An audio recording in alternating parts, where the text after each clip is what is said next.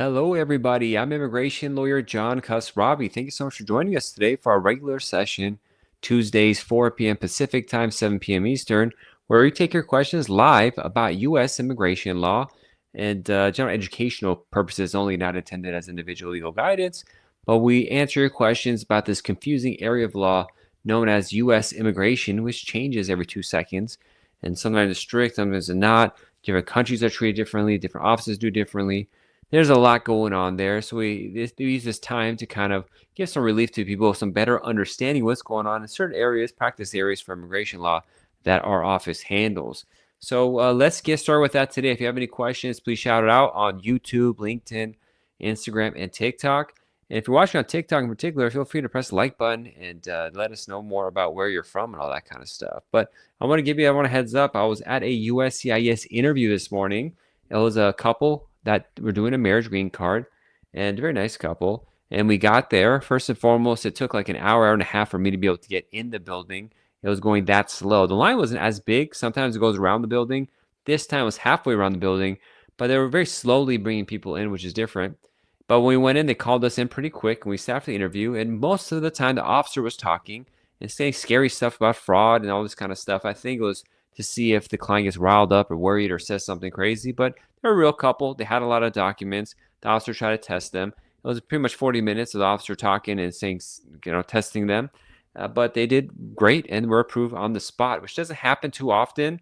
Even USCIS has said they're going to avoid that. But I've had 2 cases in the last 45 days that were approved on the spot. So really happy for that. And we'll have to see what happens. The green card should come next. But just prepared. Interviews are happening. In this case, it was a person whose status had expired while the case was pending.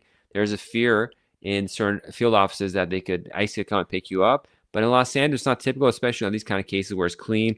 And the reason for falling out of status is just because the government's massive delay in the case. We have a question on Instagram. Evans is IR5 scheduled for January 2022 in Abu Dhabi for our national. Well, fortunately, I'm sorry to hear that because it probably took you 2 years to get that interview date.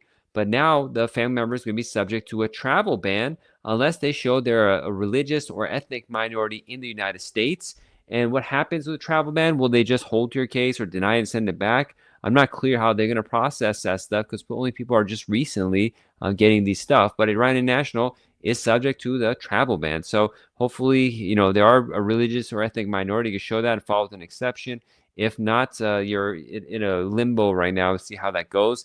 I'm avoiding having my cases for the most part, if I can, go to interview right now, pending, lawsuits and seeing what's happening with the effective travel ban on nationals of that country. Dabs asks, I got my visa on December 31st. Can I travel to the U.S.? I'm from a partial ban country.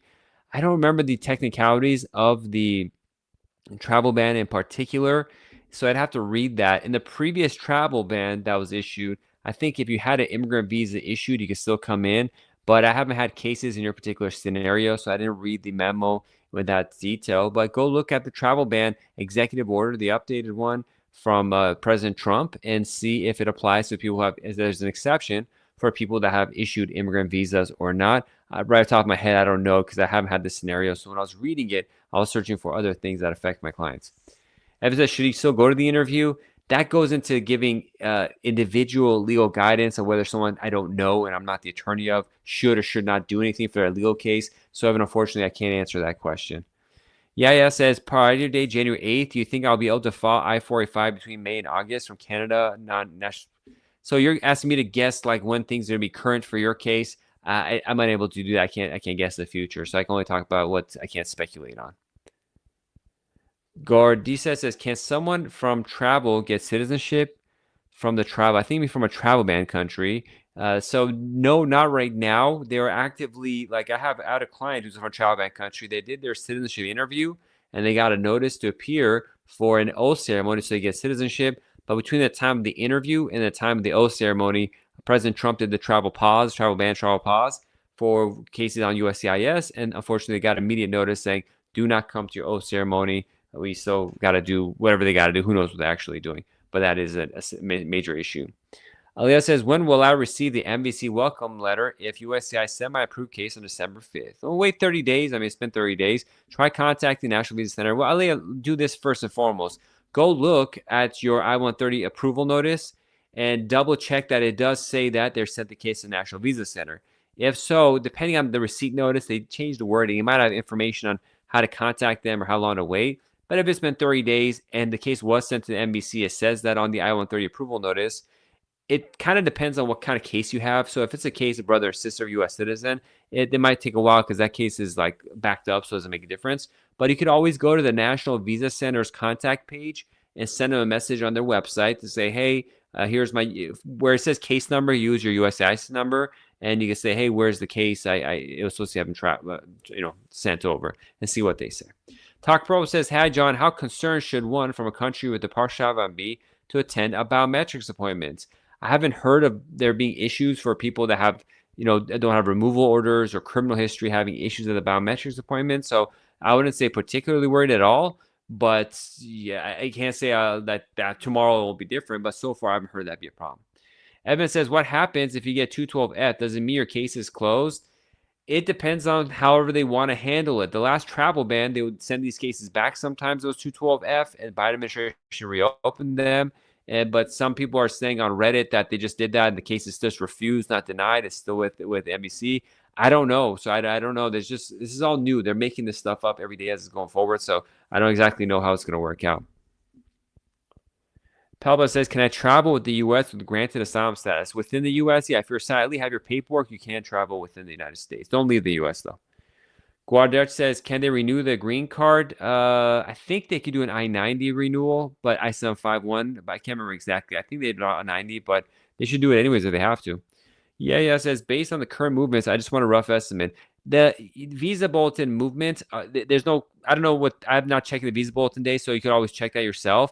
But with regard to future movements, there's no consistency. The line will move like 2 months forward, and then it'll move 8 months back, and then move 3 months forward. So there's not enough consistency. So anyone realistically would say it. Also, you have like 6 months where it doesn't move at all. So it's an impossible question to answer. It's like telling the future kind of thing. So it's not realistic for me to give an opinion on something that's just so impossible for me to know, anyone to know, even the government. Seth says, if someone overstayed his visa and gets married with a U.S. citizen, can he be taken by ICE in the interview? Unfortunately, yeah, they're doing that to some people. Evan says, if my dad is not a minority exception, letter of hardship can help in this interview for Jen? Probably not. You give it a shot, but I don't. Hardship doesn't make a difference. It's more about the specific exception of being a minority or of some kind. That's the only exception they have. They don't have a hardship, but give it a shot if you're going to go. Why not? But they probably won't care, unfortunately. Okay, let's see. Teresa says, what makes someone a good candidate for the VAWA route, especially with the updates? A real case, they're a victim of physical abuse, severe emotional harm, and they've documented. That makes someone a good candidate for that kind of visa category, the Violence Against Women's Act. Help I answer your question. Silver Dragon says, hi, I-130, I-485, thanks, 5, Australian married to a citizen, December 22nd received. Will I get a receipt soon? Yeah, you should have got it already. If the check was cash, you would know if it happened. So they took the money if you use a credit card or ATM card. Carlos says, what about the I-751 from trial ban? Would it still be processing? No, those are going to be paused as well, unfortunately. Elena Donnie says, boyfriend and I want to get married after 3M. I had 2021 Ven TPS, Venezuela. Thoughts on filing PIP? He's military. It depends on if PIP doesn't really make a difference. If you had lawful entry, I mean, you could do it. It goes with very specific case law, but you might be subject to certain travel bans because you're from Venezuela, so you have to see what's going on there. But if you have lawful entry, you should look into that too.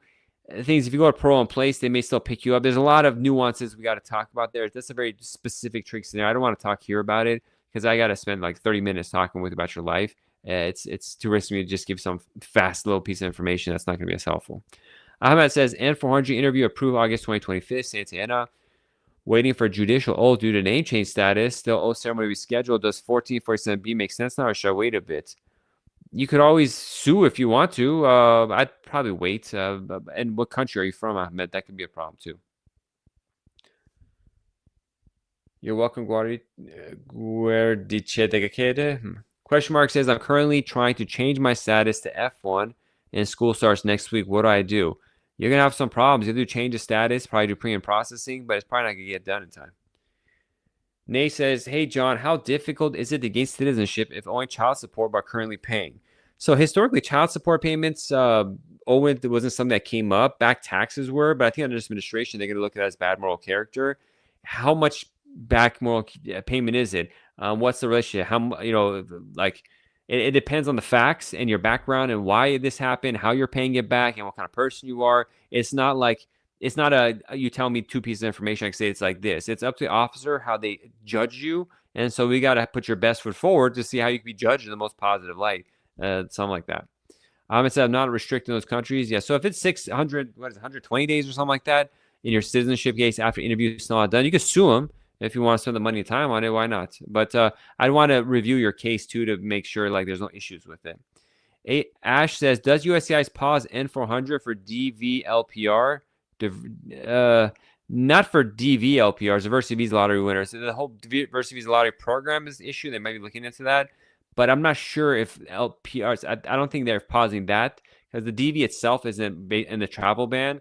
But I'd have to confirm that. I never looked at it that way. I don't think so, but I can't say 100% certainty. But I'm very unlikely that they're pausing those. Hello, Dr. Royalty. Silver Giant says, I'm due to leave the U.S. on the 19th. Do I stay if I still haven't received a receipt notice? Silver, that's like a big life decision. So we got to see, you would know, did the money leave your account yet, or they charge your credit card, or what?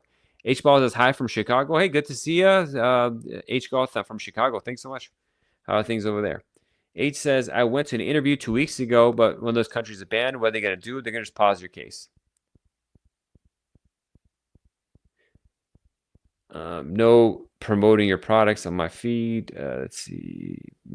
Mute accounts. Okay.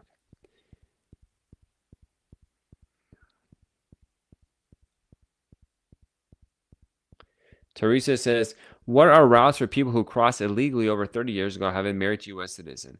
So you'd have to file an I-130, show your relationship is real, and then get a waiver, I-601A. But that's risky. ICE might come and pick you up. So there's not much you can do right now unless you fall with an exception like 245I or a VAWA exception, Violence Against Women's Act, your spouse is abusive to you. So it's not any good options right now. Not many good options. Guardier says, how long is the travel ban for? I don't know. However, whenever President Trump wakes up and says it's done, really. Number one says, I paid for premium processing and got sent a notice of intent to deny in December, and my attorney submitted evidence December 15th. I'm Nigerian also, so you're going to be subject to the ban. I'm not sure what you can do there, unfortunately. Nay says, wasn't working. I'm not sure what the rest of the question is. Slow Dragon says, should I have a receipt notice already if paying via direct bank payment? It doesn't matter. So if you paid, you should have a receipt notice already. Sometimes it takes a while. Sometimes the post office loses it. Sometimes USCIS takes a while.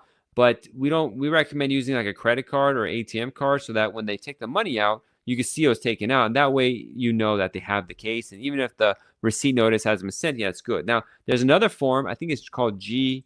This is why you have to have a lawyer really on this stuff. But if you submit a form G1145, G-1145 with the case, you would have got a text message with your case number, and that would have helped out, so at least you know that you got it. So, even if you overstay, if you're married to a U.S. citizen, refiling after you overstay is not particularly an issue. Some field offices will, ICE will come get you, but that'll be the same anyways if you filed it right now. So they'll talk with the immigration lawyer in private, see what happened there. Mailed it to the right place. There's a lot of mistakes that people will do when they file on their own. Evan says, why some lawyers advise that if you're not in a minority group exception, don't attend the interview, and some say you should go, so we are confused. So, Evan, in the last travel ban, my advice was that you just don't go to your interview, and then they'll just pause the case, and you can reschedule one later. You just have to contact the embassy once a year to keep the case alive. However, this time around, some colleagues are reporting that they'll just deny your case if you do that, and Trump is changing it where if you miss your appointment, you're denied. And I haven't had case examples, know exactly what's happening, advise on that, but they may be handling things differently. So the information some lawyers are advising is based on the, Trump first administration. That was the strategy to do. And that's the strategy I recommended. Up till recently, some people are saying, online, no, it's different, something like that.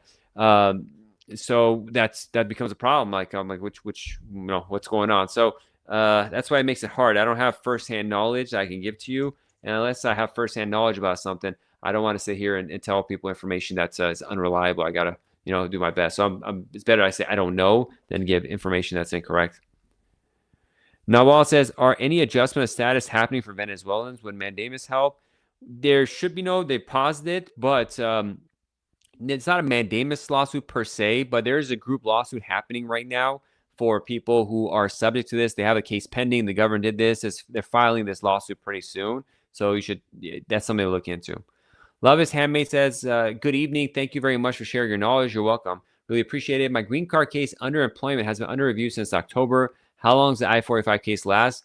It's endless. Sometimes it's 2 or 3 months. Sometimes it takes years to do it, even if your case is current. So there's no time frame that they'll get it done by.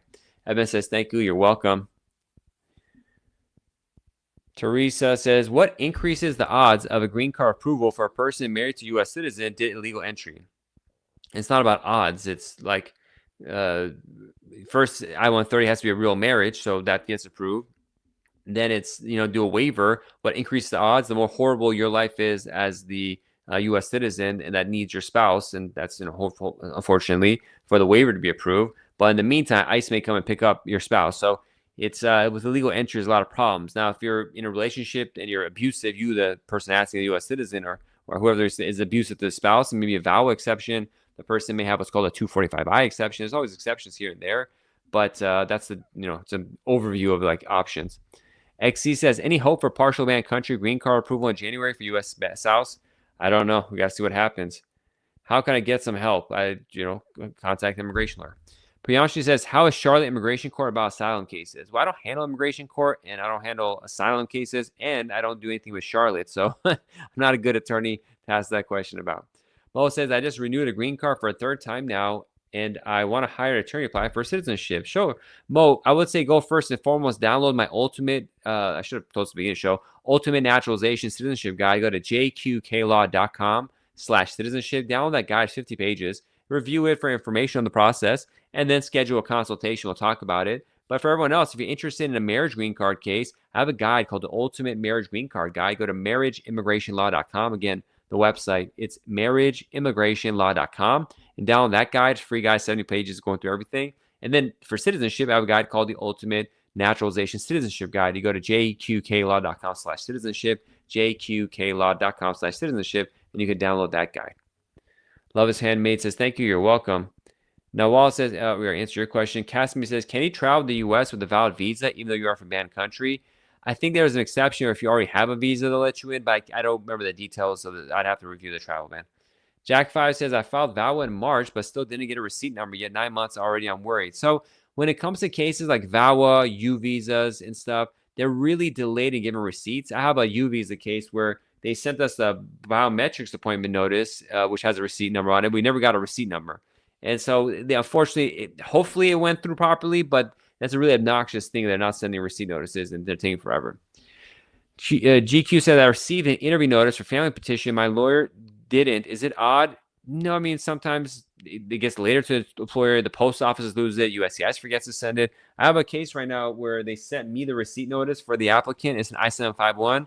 And that receipt notice is a continuation that exists. And they sent my attorney version to the client. So I got to mail this to him now. So it could be a million different things that are not you or your attorney's fault. Jessica says, is this safe for a resident travel internationally with a misdemeanor DUI? I'd have to review the circumstances of that DUI, what happened in the conviction, what happened in court, what were the circumstances? Did you hit somebody? Did you deal with all the traffic court stuff and classes? Are you a habitual DUI person? So we got to review everything. Technically, one DUI is not an inadmissibility issue. So like I have clients who have DUIs in the past and then went, but we got to study the case to make sure everything is good in order. There's not other issues that may come up from it. Like sometimes, for example, you went to court and they dropped a misdemeanor case. It's actually, we made a mistake. You weren't a DUI misdemeanor, but they forget to put it into the system, into the FBI system properly. When you're coming in, they just show you, oh, you haven't gone to your court case. You have a warrant out for your arrest. You're like, no, I swear, I went to my court case. Everything was fine. They're like, well, I don't know. Well, that's when you have the paperwork to show I have the record. I'm not sure why that. We asked you first to do an FBI background check, maybe a state background check, but also have the conviction record, have it on your phone at the very least. So if you're coming back in, they ask you can show that stuff. So as you see, there's just a lot of back work that we got to do to keep you safe as much as possible. But generally, people are travel. But again, you want to do it the right way, prep and all that kind of stuff. Preparation is key. Athar says, I need to find an attorney for pro bono filing my green card application. Well, there's a lot of organizations who do that. I don't have any I can recommend. Our office does not do pro bono filings. Guardicata says, how long does it take to receive a new green card after renewal? If you're doing an I-90 10-year green card renewal, anywhere from 6 weeks to 2 or 3 years. AQSA says, since April, I'm waiting for another green card still. I didn't receive. How long does it take? I would call USCIS to see what's going on. It says, will there be an issue with multiple traffic tickets? It depends. If it's a lot, they could say you have bad moral character for driving belligerently. So it depends on what the tickets are, if you paid them and dealt with them, how consecutively they've been happening. It really depends on the facts of the situation. Project says, how to talk to a live agent about application status rather than automated voice. Well, you got to ask for, you want an appointment or something like that and get past the phone system. Amun says, did they stop the process of all I-130s to 19 banned countries? They say they've paused it. GQ said, thank you, sir. I appreciate your response. You're welcome. Sanders says, is lawfully accurate? I don't know. There's no way for me to check that. Ankit says, I'm behind my taxes. Is going to be a problem for my green card under new rule? For my green card, well, what kind of green card case do you have? Do you have a green card existing and you haven't been paying your taxes, or are you applying for a green card? You haven't paid? What? I don't know where you are in the system. Need more specifics. Guardi says, can someone stay with an expired green card? Yes, they can. Technically, the government can arrest you for that, but they don't do that. But if you file for an extension of your green card, the extension notice, the receipt notice you get will be an extension notice. So you really want to properly file your paperwork. Please schedule. You have a lot of questions. I would say schedule a consultation time. Please go to jqklaw.com/contact and schedule a time there to talk about your case. Oh, we got a bunch of questions on YouTube I forgot to look at. Sorry, everybody. I'm back to YouTube. H. Ball says, I received my 10-year green card after my I-45 application was approved 2 years and 3 weeks in my marriage. Recently, I received a notice of removal conditions. Do I have to do that? We got to double check to see if 2 years had gone before marriage. If it had, you need to contact the government, try to fix it up and clarify it so they don't put you in removal proceedings. Monter says, slam big box. Good to see you, Monter. Good to see you. I'm an LPR since January. Congratulations. Congratulations. I come and go between Canada and U.S. every couple of weeks until I finish my university in Canada, 2 years into the U.S. I filed for reentry permit while being physically present in the U.S. I made sure to leave after they sent me the receipt. I've been delivered. I'm now waiting for biometrics notice in the mail to come back to it unless they waive it. They won't waive it anymore. They'll have you go. I'll be carrying my green card. Okay, so you'll probably be okay. Yeah, just let them know why you're going. It's for school and you're going to come back. PS Vet Game says, question, I'm a federal worker and my wife's a B1, B12. I need to do an adjustment of status for her. What is the process for that? She entered through a port of entry with valid I-94. She hasn't broken any rules. She's from Mexico. Well, she's going to be out of status, essentially, by the time case approved. But PS Vetting Game, I would recommend first downloading my guide, the Ultimate Marriage Green Card Guide. Go to marriageimmigrationlaw.com. That'll have the answer you need. But then schedule a private consultation to talk about your case. The website, again, is marriageimmigrationlaw.com. Then it says, if one worked on STEM OPT for an employer that was E-Verify, but company's E-Verify terminated while a student was still working there, could this be a problem for a student when doing EBAOS? Maybe. If they continue working, they're working with authorization potentially. There's an exception called 245K, so you get up to 180 days of that okayed, but we need to see what's going on with your case. And Monte, I've only gone for educational purposes. I made clear application attached enrollment letter. That's good. You don't have to give it. Typically for reentry permits, you don't have to really get into giving attachments, but you're fine most likely. The only problem with reentry permits are that they're taking like a year or two to get approved, which is annoying because you want to have it in hand.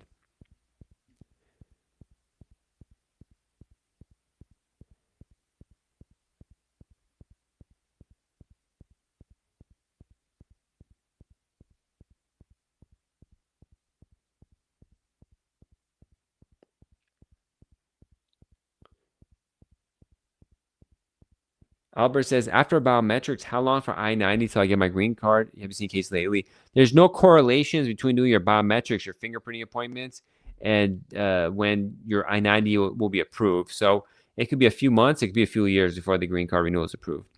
Monter says, thank you so much. Looking good as always. Thank you, brother. Cross my fingers with this administration. CBP is nice to me. Hope for that to stay that way. Yeah, God bless. Yeah, it probably will. Anki says, applied for a green card after VAWA approved. Okay, I can't remember the rest of your question. Try to put it all in one place. Syed says, hi, how are you after submitting Form I-751 online? Later on, can we upload more evidence? Yeah, you can, but you got to be, people just update evidence. You got to make sure it's good evidence that you upload. So you generally can do that if you have an online system and it allows you to. Pratik says, how long is USCIS currently taking on average to process I-130, I-129F? I'm guessing your U.S. citizen marriage case. I-129F could be anywhere from 7 to 20 months on average. It's such a huge average that makes it worthless. But I-130s for marriage, 12 to 16 months average. Saya, thank you for sending the likes and everything. You're welcome, Guardijikata. Hopefully I'll say your name properly one day.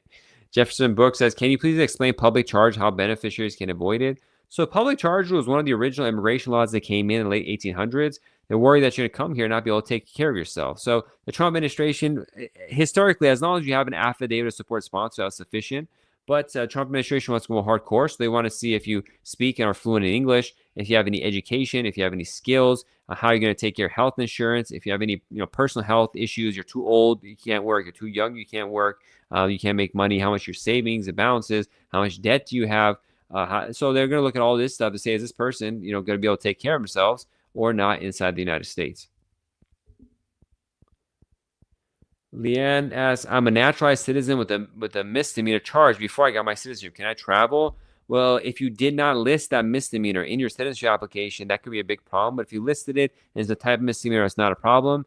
You can't travel potentially when you re-enter. Their computer will tell them that you have to send you to secondary to review your case and make sure it's okay, so it can cause delays. There's a thing called DHS trip that you could say, hey, listen, ahead of time, that this problem exists, if it does exist. But I would have to review the misdemeanor, what you said in your F400 application. OG says, will people from partially banned country get EAD after filing AOS? No, that's held as well, unfortunately. Held back. Jefferson says, can you please explain public charge? All right, answer your question, Jefferson. Silver Dragon, how soon does the I-765 usually take? Everything else is okay. 9 out of 10 times we get those approved after 3 to 5 weeks in the last 12 months, but sometimes it takes much longer. Dakota says, would you recommend doing an account after folding for an account to add more information? Would you recommend doing an account after folding for an account to add more information? I'm not sure what that means. Ankit says, I applied I-485 based off approved VAWA. I'm behind on my taxes. It's going to be a problem for my green card. That could look like bad moral character for the officer that you did that. Mandy says, have a payment plan and show that you're paying it. Mandy says, hi, what's the timeline for adjustment status of parent in USA? I mean, I have to get these done in 4 or 5 months, but it could be 2 years. Really, they vary dramatically. Leanne says she did tell them. Okay, so that's good to know. Yeah, so probably okay, but just have the paperwork on your phone to show you're dealt with it. So, okay, cool. Appreciate the information. You're welcome, Silver Dragon. Good luck. All right, everybody, it's just in time. We're about to end the show. If you have 1 or 2 last questions, please let me know. So, should I have an issue changing from ESTA to green card? I shouldn't have an issue. I mean, that's up to the government. Typically, it's okay, but once you enter on ESTA and you overstay, the government can just pick you up and deport you if they want to without any hearing. So there's always that risk. Now, if you're in a city like San Diego doing your adjustment, that becomes a major issue because ICE is picking people up.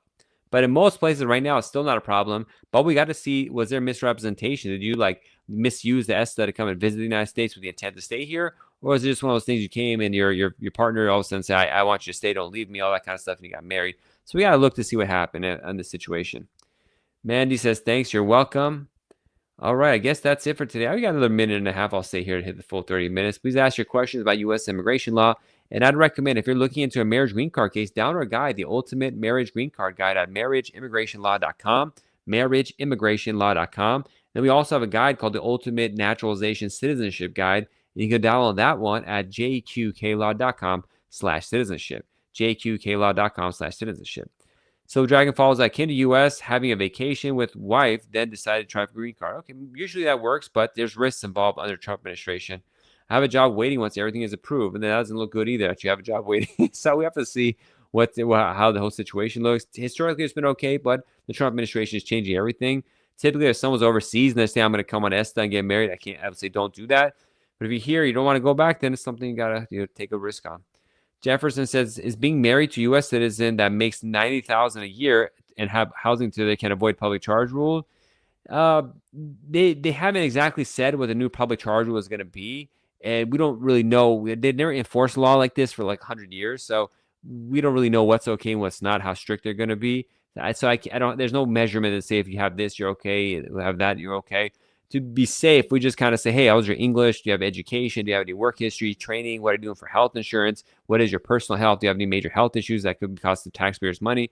And then we kind of generally base on that, but there's no examples, there's no regulations. It's kind of made up. Silver Dragon says she came to Oz. We got married, then everything else followed. Nothing untoward was planned. Okay. Good luck on that. H says, how long the pause on the banned country is going to take? That's up to President Trump. Whenever President Trump decides that it's done, it has nothing to do with me. Vishal says, what will be the processing time for I-130 for U.S. citizen spouse in 2026? I don't know what the future is going to hold, but right now, 12 to 14 months, 12 to 16 months is a pretty solid average. So Dragon says, I appreciate it. You're welcome. And we hit the 30-minute mark.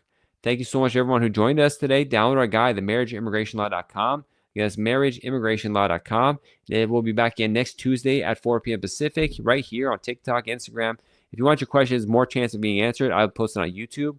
Like, for example, YouTube, someone just asked, waiting on I-130 approval. Website says responded by April. Hub waiting criminal decision. Any hope for us? So one is the website's unreliable with how much timelines they say. And your husband's waiting, has a criminal decision. I would 100% talk with the attorney in private. This is like too big to discuss here. But yeah, take your questions in there. And if you want to schedule a private consultation, go to jqqlaw.com/contact. That's jqqlaw.com/contact. We have a question about how much is the consultation. We don't answer fee questions here. Just go to our website, jqqlaw.com/contact. And you handle employment-based adjustment of status. We do handle the adjustment of status portion. We don't handle perm-based stuff. So if it's EB2, EB3 perm, we leave that to the company's attorney. But the adjustment of status portion, we help. Unfortunately, a lot of people don't hire lawyers for that or use the company's lawyer, and they mess things up, and it's just a disaster. So it is much better to have your own lawyer on this, and we do handle that. But please go to our website so we can contact you with fee structures and stuff like that for scheduling a consultation. Thank you, everyone. God bless. Be safe. I'll see you all next Tuesday. Bye-bye.